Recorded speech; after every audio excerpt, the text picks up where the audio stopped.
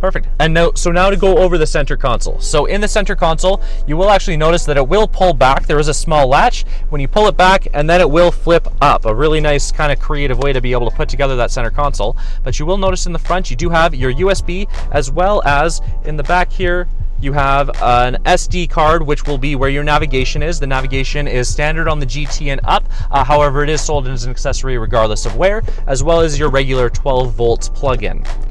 Moving forward to the HMI Commander, so there's 4 buttons set ergonomically for wherever your hand is going to be. You have your navigation settings, you have your audio settings, a simple back button, as well as a home button to return back to your the home screen. The HMI Commander here controls everything that goes on in the top screen, right? Between moving through the different icons, as well as it functions as a button to be able to press on whatever it is that you would like to use. Down below as well, you do have your automatic electronic parking brake, so it will automatically engage when you start your vehicle. That being said, it will also, it's one press of a button to be able to engage and disengage the parking brake. The auto hold function, whenever you're at a long red light, will actually hold down your brake, so until, as long as you see it lit up, you can take your foot off of the brake, and when you put your foot on the accelerator, it'll automatically disengage the brakes for you as well. On the side, you do also have your favorites button, so when you have your favorite communication or your favorite radio stations, you can quickly get to them without having to move around, as well as all of your volume controls being all kind of at a hand's glance. You can turn the volume up and down, you can mute it entirely. This will also work as a toggle switch so that you can scroll through, songs if you are using a USB or that type of device, as well as scroll through your favorite radio stations. Up above, you also have a sport mode. So the sport mode, what it will do is give you a more aggressive acceleration with gears so that you get a little bit more of a sportier performance, as well as the shifter itself.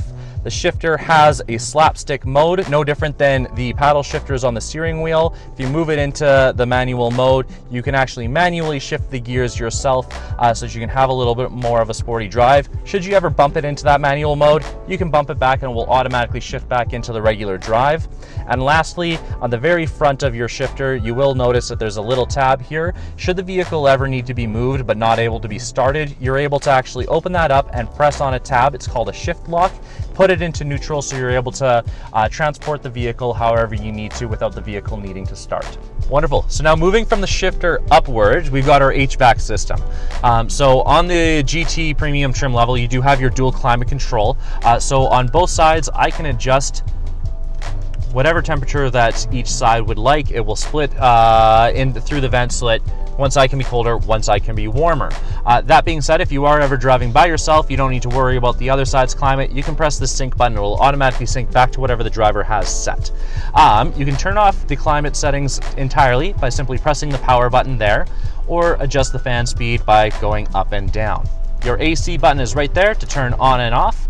And then just down below, you do have your heated steering wheel as well as your heated seat options.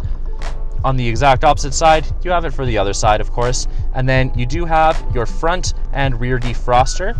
If you ever need to change where the airflow is coming from, you can, of course, press on the button just in between the power button and the minus sign for the fan speed.